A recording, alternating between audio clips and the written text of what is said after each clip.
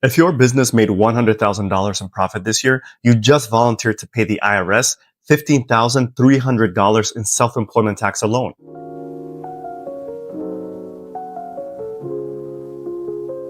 That is 15 grand gone. Poof. Before you even pay a single dime in regular income tax.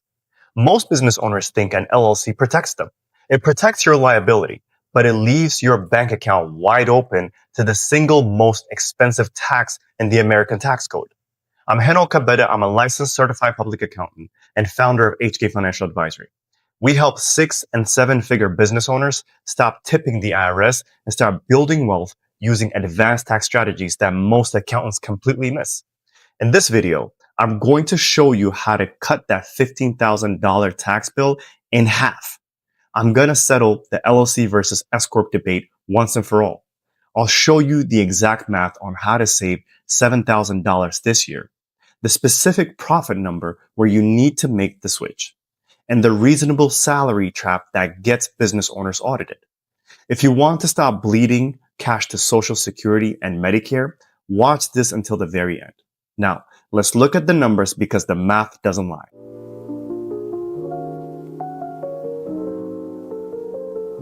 First, we have to understand why you are paying so much. When you form an LLC, the IRS doesn't actually see an LLC. To them, you are a disregarded entity. That's fancy accountant speak for you represent the entire business. If your LLC makes $100,000 in profit, the IRS treats the entire $100,000 as your personal income subject to FICA taxes. That is self-employment tax, i.e. Social Security and Medicare. So for 2026, that rate is a flat 15.3% on your net earnings up to the wage base. So on that 100 grand of profit, you are writing a check for $15,300. That hits every single dollar of profit you make in a standard LLC. It doesn't matter if you take the money out or leave it in the business bank account. If the business made it, you pay tax on it. This is the self-employment trap. You're paying the employer half and the employee half of the tax on 100% of your income.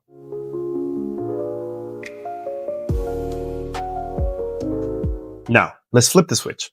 What happens when we elect S-corporation status? An S-corp is not a different legal entity. It's a tax classification. It changes how you are taxed. The S-corp allows you to split that income into 2 distinct buckets. Bucket number 1 is your salary. You become an employee of your own company. You issue yourself a W-2. Bucket number 2 is your distribution or profit share. Here's the magic. You only pay that expensive 15.3% self-employment tax on the salary bucket. And the distribution, it is exempt from self-employment tax. Let that sink in. So if we take that same $100,000, but we structure it correctly, we can eliminate the tax on a huge portion of it. But you can't just pay yourself zero salary. That's illegal. We'll get into that in a minute. But conceptually, this is the only legal way to shield a portion of your active business income from Social Security and Medicare taxes.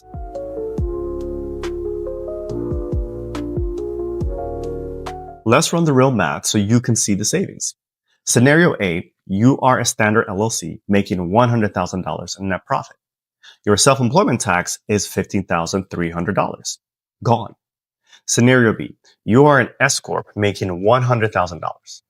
Let's say based on your industry, we determine a reasonable salary for you, which is $50,000. That leaves the remaining $50,000 as a distribution. Now you only pay the 15.3% tax on the $50,000 salary. That comes out to roughly $7,600. The other $50,000 distribution, that you pay zero self-employment tax on. You just saved yourself $7,600 simply by filing a different form. You cut your FICA tax bill literally in half. Now, to be fair, an S-Corp has costs. You have to run payroll, which might cost you $500 to $1,000 a year for software. You have to file a separate business tax return, the Form 1120S, which will cost you a bit more in CPA fees. But even those administrative costs, let's say add up to $2,500, you are still pocketing $5,000 in pure cash savings every single year. That is an ROI of like 200% on your compliance costs. You don't get that kind of return in the stock market.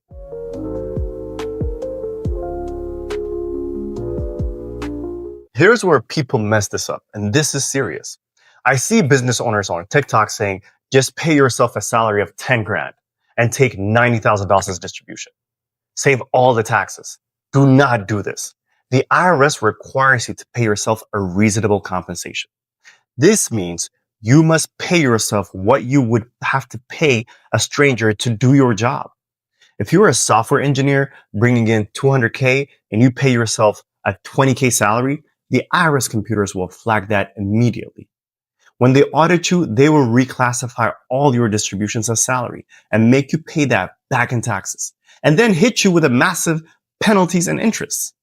See, at my firm, we use comparative salary data to pinpoint the Goldilocks number, low enough to maximize your tax savings, but high enough to satisfy the IRS. It's an art and a science. If you get greedy here, you lose everything you saved.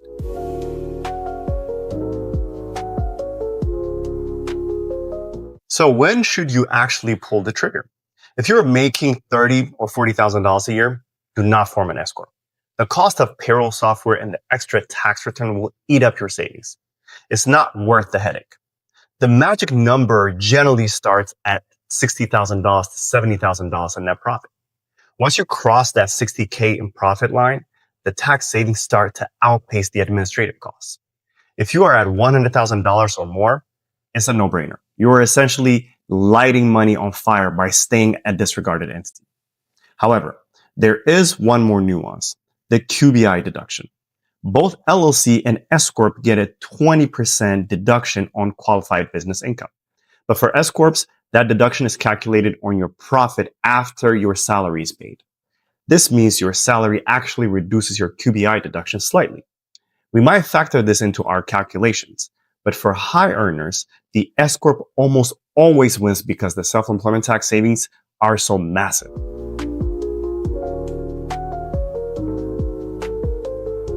And here's a bonus tip that most people do not know.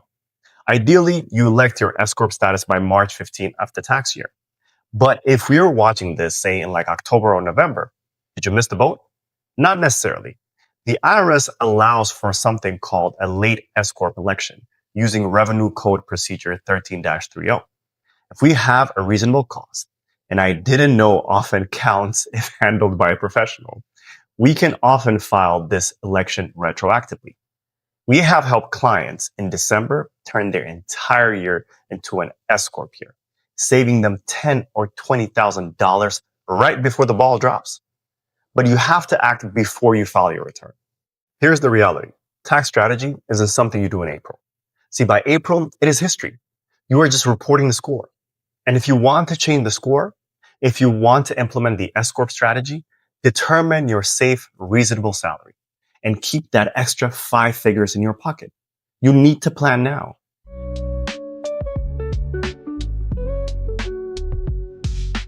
If your LLC is finally making money in 2026, but you're not fully confident how to pay yourself without causing tax problems or cash flow issues, you're not doing anything wrong. You're just missing structure.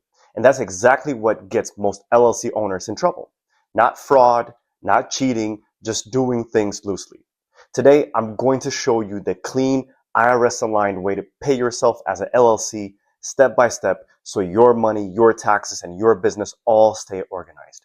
If we haven't met before, I'm Heno Kabeda. I'm a certified public accountant and tax strategist. I work with business owners every day who are profitable on paper, but stressed in real life because they're not sure what's theirs to take, what to leave, and what to reserve for taxes. So let's simplify it. By the end of this video, you're going to have total clarity on how paying yourself as an LLC actually works in 2026. I'm going to walk you through the main way most LLC owners pay themselves without payroll, the exact setup you need so your money stays clean and defensible, the biggest mistake I see that creates surprise tax bills, how the IRS actually looks at LLC income versus withdrawals, and when staying as an LLC makes sense versus when an S-Corp starts coming into the conversation. See, this matters because paying yourself wrong doesn't just affect taxes. It affects cash flow, bookkeeping, and even how protected you really are as a business owner. So if you've ever asked yourself, how much of this money is actually mine to take? This video is going to answer that clearly.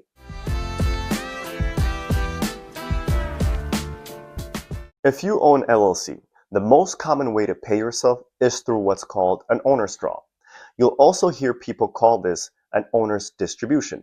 Two different terms, but they mean the exact same thing. And I want to spend a little bit of extra time here because this is where most LLC owners get confused right from the start. An owner's draw simply means you're moving money from your business bank account into your personal bank account so you can actually use it in your personal life. That's all it is.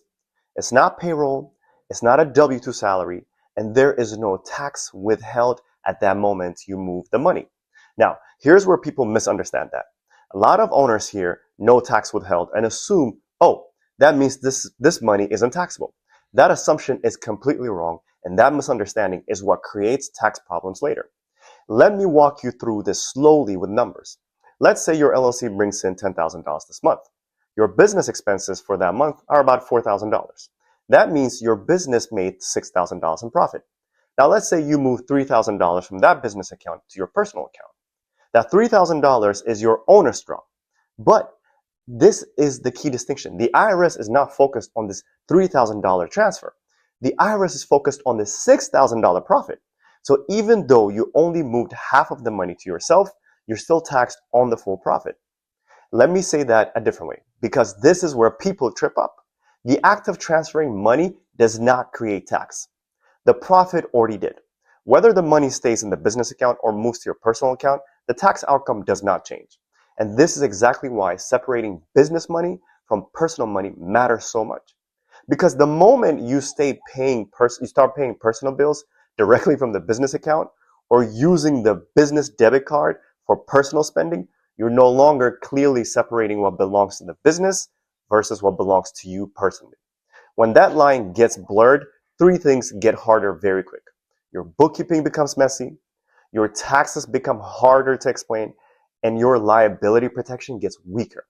The clean system always looks like this. Business income goes into the business account. Business expenses get paid from the business account. And when you want personal money, you take it out intentionally as an owner's draw or distribution. That one habit alone eliminates a massive amount of stress for LLC owners. Step one is making sure your LLC has an EIN, which stands for Employer Identification Number. Now, even though the name sounds like it's only for businesses with employees, this step applies to you even if you don't have employees at all. Think of the EIN as the social security number for your business. It's how the IRS identifies your LLC as its own separate entity, not just an extension of you personally. And this matters more than people realize. Without an EIN, everything tends to get tied back to your personal social security number, your banking, your tax reporting, and sometimes even how income is tracked. When you have an EIN, it allows you to operate like an actual business instead of a side account. It's what lets you open a proper business bank account. It's what your CPA uses to report business activity cleanly. And it's what keeps your personal identity separate from your business identity. So even if you're a single member LLC, even if you're just starting, even if you don't have plan to hire anyone soon, having an EIN is a foundational step that makes everything else we're about to talk about work the right way. Step two is opening a dedicated business bank account for your LLC. And I want to be very clear here. This is not optional if you want clean finances. See, most problems I see with LLC owners don't start with taxes. They start with banking. A lot of people delay this step because it feels inconvenient at the beginning. They'll say things like, I'm just starting. I'll separate things later. Or it's easier to just use my personal account for now. And the issue is that for now usually turns into months or even years. And the longer business and personal money are mixed together, the harder it is to fix and the more expensive it becomes to clean up. Let me show you why this matters using simple numbers. Let's say over the course of a year, your LLC brings in $100,000. If that $100,000 is flowing into your personal account, here's what happens. Business income mixes with your personal spending. Subscriptions mix with groceries. Transfers mix with actual expenses. Now fast forward to tax time. Someone, either you or your CPA, has to go back through the entire account and try to figure out what was business and what was personal. That takes time, and that costs money too. And it increases the chances of mistakes. Now compare that to a clean setup. Business income goes into a business account. Business expenses get paid from the business account. At the end of the month, you can clearly see how much came in, how much went out, and how much profit is actually there. That clarity is what allows you to pay yourself intentionally instead of guessing. And here's the part people don't think about clearly. Clean banking doesn't just make taxes easier. It also protects you legally and financially.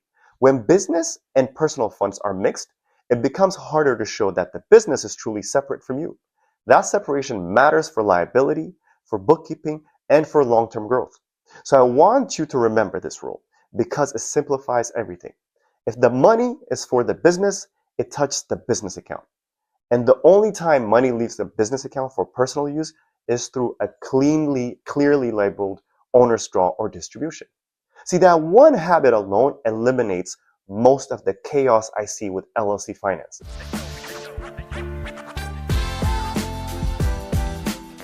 Step 3 is where everything finally comes together. Actually paying yourself through owner's draw or distribution. Once money is flowing into the business account, this is the step most LLC owners actually focus on first. But it's also the step where people get sloppy if they don't have a system.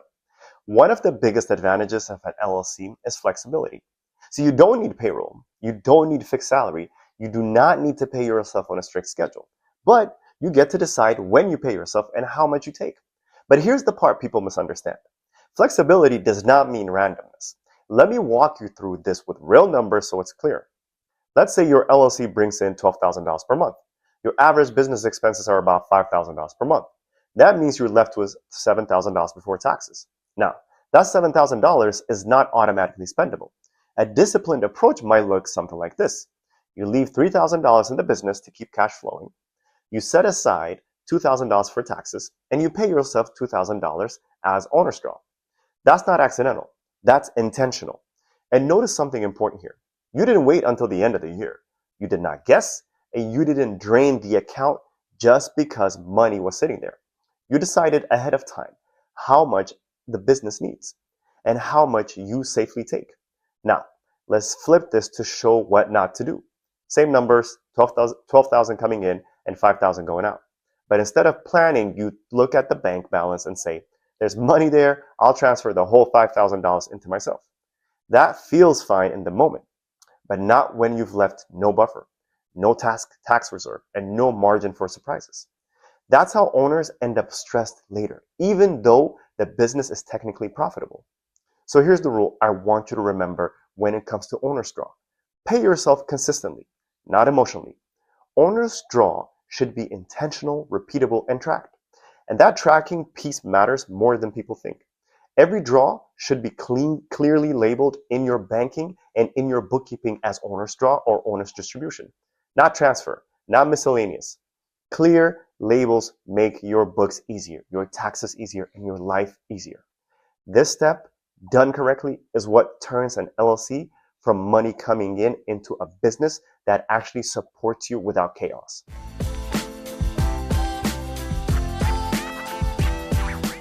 Now, let's talk about the biggest mistake I see LLC owners make, especially once money starts coming in. They take too much money, too early, without thinking through the consequences. And this usually doesn't happen because someone is irresponsible. It happens because the business finally starts working, and they feel like they've earned the right to take more. Let me show you exactly how this plays out. Let's say your LLC brings in $100,000 this year. Your total business expenses come out to be $50,000. That means your business made $50,000 in profit. Now, here's where the mistake happens. You look at the bank account and see money sitting there, and you think, I'll just transfer most of this to myself. I'll deal with taxes later. So maybe you move $35,000 into your personal account throughout the year. Here's the problem. Even though you only transferred $35,000, the IRS is still taxing you on the full $50,000 of the profit. So now you owe tax on the money you no longer have easy access to. That's where the stress shows up. And this is the part most people don't think about early enough. Taxes aren't the only thing you need to leave money for. Businesses have timing issues. You might have a slow month. You might have an unexpected expense. You might need to reinvest to keep revenue steady.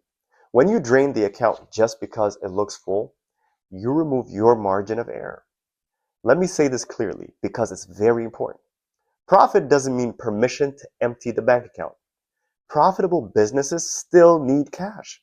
The owners who stay calm year after year are the ones who reserve for taxes, keep a buffer, and pay themselves with intention. Not based on emotion, not based on the balance, but based on a plan. This one mistake, taking too much money too early, is what turns a good year on paper into a stressful year in real life.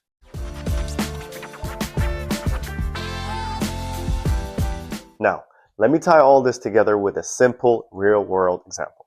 Let's say your LLC brings in $100,000 for the year. Over that same year, you spend $50,000 on legitimate business expenses. So things like software, marketing, contractors, insurance, and operating costs. That means your LLC ends the year with $50,000 in profit. Now here's where planning makes all the difference. Instead of looking at that $50,000 and thinking, great, I can take all this, a more intentional approach might look something like this. You decide to set aside $15,000 for federal and state taxes.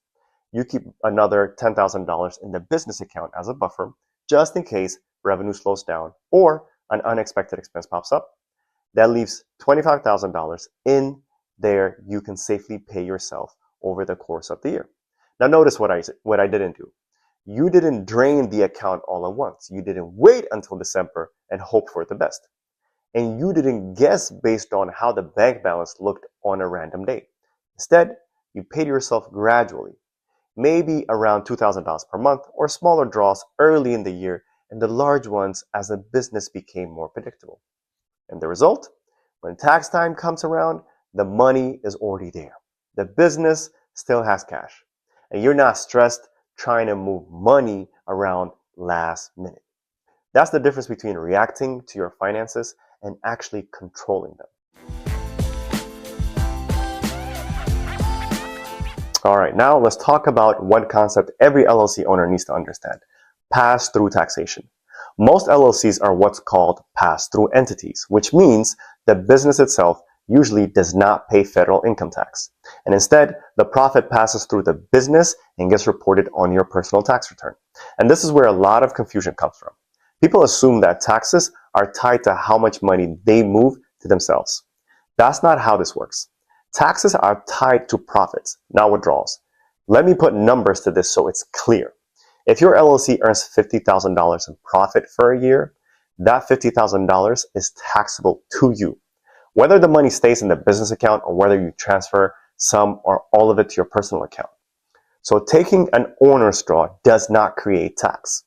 The profit already did. And this is why people get caught off guard. They leave money in the business account thinking, I didn't pay myself yet, so I'll deal with taxes later. But the IRS doesn't care whether the money is sitting. If the business made profit, the tax clock is already running. That's why owner's draws needs to be paired with planning, not just transfers. Once you understand this, a lot of confusion around LLC taxes disappear. One of the main reasons people choose an LLC in the first place is limited liability protection. In simple terms, that means the business is supposed to be legally separated from you personally. So if the business gets sued or runs into financial trouble, the liability is generally tied to the business, not automatically to your personal assets. But here's the part that doesn't get talked about enough. That protection isn't automatic just because you filed paperwork with the state. It's supported by how you actually operate the business day to day. When business money and your personal money are mixed together, when personal bills get paid from the business account, when records are sloppy and inconsistent, it becomes harder to show that the business is truly separate from you. Clean banking and clean bookkeeping reinforce that separation. They show that the business stands on its own. So when we talk about things like separate bank accounts, owner's draw, and proper tracking, this isn't just about taxes. It's also about protecting the structure you set up in the first place. So treating the LLC like a real business is what keeps the protection meaningful.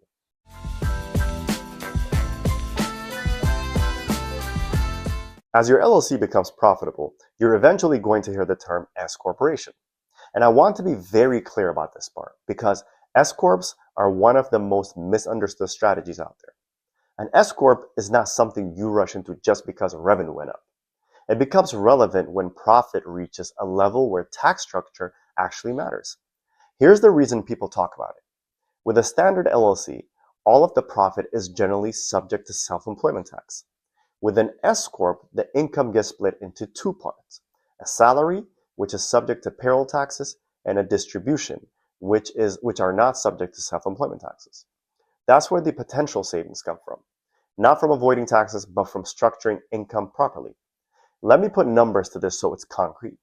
Say your business nets $120,000 for the year.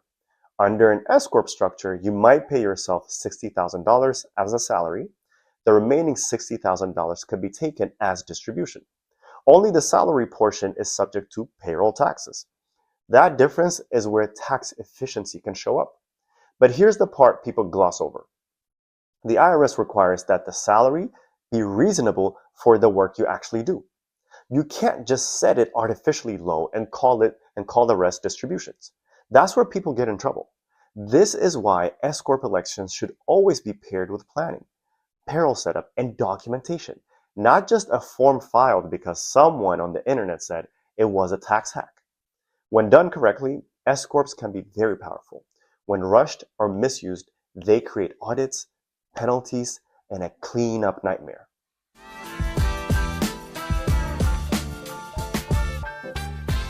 So here's the question almost every LLC owner asks at some point. How much should I actually be paying myself? And here's the honest answer. There's no universal percentage that works for everyone. Anyone who gives you a flat rule like always take this much is oversimplifying something that depends on real numbers. How much you pay yourself depends on how much your business makes, how much it costs to run, how much you need to reserve for taxes, and how stable your cash flow is. So instead of thinking in percentages, I want you to always think in layers. Layer 1 is covering your business expenses. Layer 2 is setting aside money for taxes. Layer 3 is keeping a buffer in the business. And layer 4 is paying yourself consistently from what's left. Let me put numbers to this so it's concrete and easy to understand. Say your business nets about $4,000 per month after taxes. A structured approach might look something like this. You reserve $1,200 for taxes, you keep $800 in the business, and you pay yourself $2,000. That's not random. That's intentional. And the key isn't the exact dollar amounts. It's the fact that you're deciding before you transfer the money, not after you look at the bank balance. When you pay yourself based on a plan instead of emotion, your finances start feeling unpredictable, even when the business income fluctuates. So let's bring all this together. If you're running an LLC in 2026, paying yourself correctly is not about guessing. It's about structure. Owners' draws and distributions are how most LLC owners take money out of the business. But the taxes you owe are based on profit, not on how much you transfer to yourself. That's why separating business and personal money matters. That's why setting aside money for taxes matters. And that's why having a plan matters. When you understand how this works, you stop second guessing every transfer. Instead of asking, can I take this? You already know what's safe to take and what needs to stay in the business account. Now, everything we covered today is general education. The right way to apply this depends on your actual numbers, your income, your expenses, your estate, and your long-term goals. That's why if you want help building a tax smart plan tailored to your situation, you can book a tax planning consult at yourtaxsavingsblueprint.com.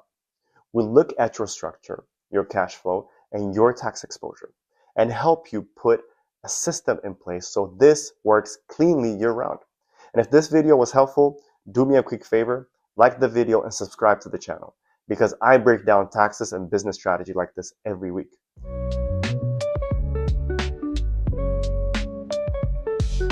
Most business owners are overpaying the IRS, not because they want to, but because they've never been told about one incredibly powerful tax strategy. It's called the Augusta Rule. This rule allows you to take thousands of dollars out of your business every single year. And the best part, you don't have to pay a single penny of tax on it. Now, I know what you might be thinking. Henok, that sounds too good to be true. There's no way the IRS would allow that. But that's exactly what I want to show you in today's video. By the end of this breakdown, you'll know what the Augusta Rule is, where it came from, who qualifies how to use it properly, the mistakes that get people in trouble, and some real life examples so you can see the numbers for yourself. Stick around because this could be the cleanest $10,000 or more you'll ever make in your business.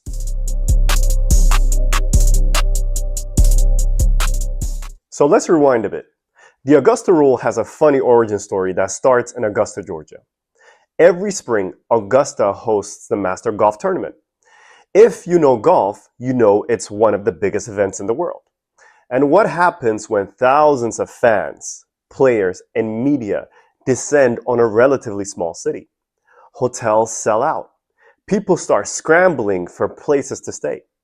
Local homeowners realize they could rent out their homes for a week or two and make massive money. We're talking tens of thousands of dollars in rent, sometimes for just a few days. Now, normally, the IRS would tax that rental income, but lawmakers thought, hey, this is a temporary, short-term situation. These homeowners aren't really in the rental business, so they carved out a special rule. If you rent out your personal residence for 14 days or less in a year, then the income you make is completely tax-free. Think about that. Any other type of rental income like Airbnb, a beach house, or a basement apartment, you'd have to report it and you'd pay tax on it. But if you keep it under 14 days, you don't have to report it at all. It's invisible to the IRS. And that's the rule business owners discovered they could apply strategically.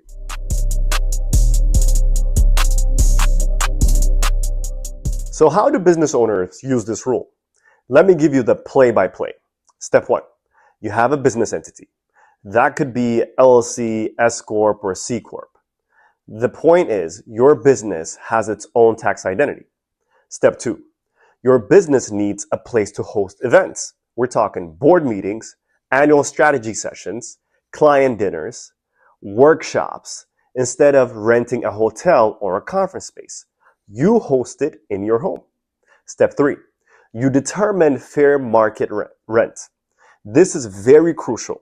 You look up what hotels or event spaces in your area would charge for a similar setup. Let's say the Hilton charged $1,200 for a day-long meeting room. If your home has comparable space, you can justify charging your business around that amount. Step 4, you document the event. That means you create an agenda, you take meeting minutes, and you keep an attendance sheet. Step 5, you invoice your business. Yes, literally send an invoice from yourself as the homeowner to your business as the renter. Step 6, your business pays the invoice. The business records it as a deductible expense. You deposit the money personally. And here's the magic. You don't report that income on your personal tax return. As long as you don't go over 14 days in the year, it's tax-free. If you follow these 6 steps, you've just moved thousands of dollars from your business into your personal account legally and tax-free.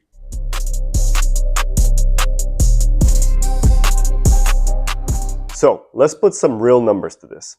I had a client in Washington, D.C. area who runs an S-Corp. Every quarter, he held board meetings at his home. Each meeting was a full day, and he charged his company $3,000 per meeting. Now, why $3,000? because we pulled comparable rates for hotel conference spaces in the city, and that was right in line. So 4 meetings a year at $3,000 equals $12,000. The company deducted the $12,000. He personally received it tax-free. The $12,000 was even enough to fund his Roth IRA contributions for the year and still have money left over for family travel. That's $12,000 in his pocket that the IRS cannot touch.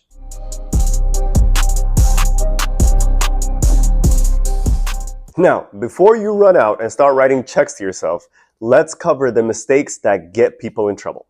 Mistake number 1, exceeding the 14-day limit. The second you hit day 15, all of it becomes taxable. Not just the 15th day, the entire amount. Mistake number 2, overcharging.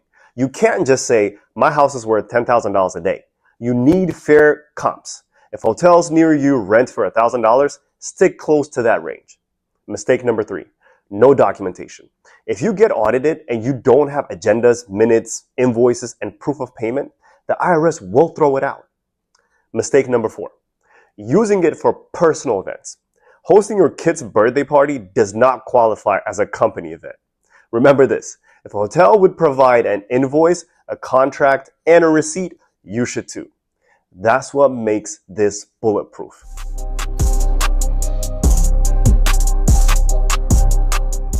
I had another client who owned 2 businesses. For one business, he did everything right. Invoices, agendas, proof of payment. The deduction was allowed without any issue. But for the second business, he got sloppy. No paperwork, no minutes, nothing. During an audit, the IRS disallowed it completely. It's kind of like having 4 tires on your car. If 3 are flat, you're not going anywhere. The paperwork is the air in the tire for this strategy. Without it, the whole thing collapses.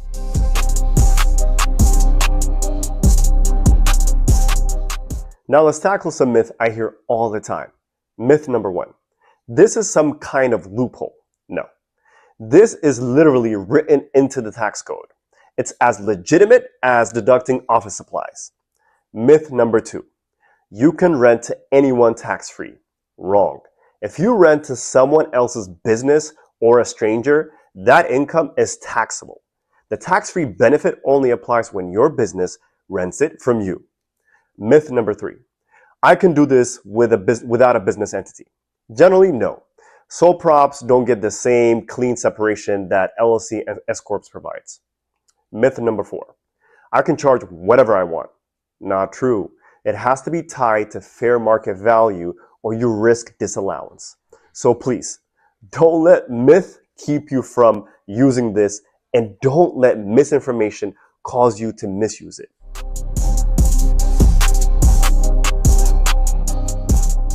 Let's imagine you run a small consulting firm.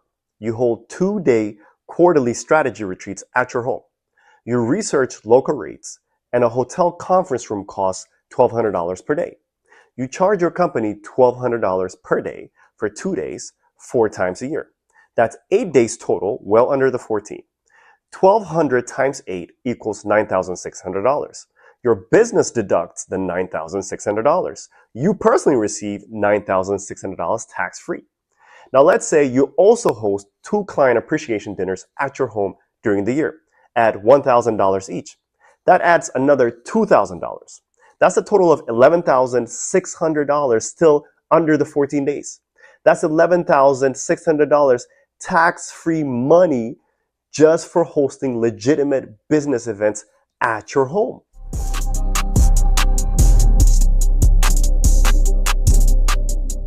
So let's recap.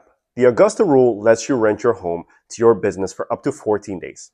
The business deducts the expense. You receive the income tax-free. The key is fair market rent and documentation. Common questions. More than 14 days, it's taxable. Rent to someone else, it's taxable. Need an entity? Yes. Can you stack this with other strategies? Absolutely. It fits beautifully into an S-Corp tax planning playbook. So here's the bottom line. The Augusta Rule is one of the cleanest ways to legally put money in your pocket tax-free. If you do it right, under 14 days, fair market value, proper paperwork, you can save thousands every year. Click the link in the pinned comment section below or the description to book a tax strategy session. Let's look at your numbers and see exactly how much we can save you this year. Do not tip the IRS. If you like this video, like and subscribe. I'll see you on the next video.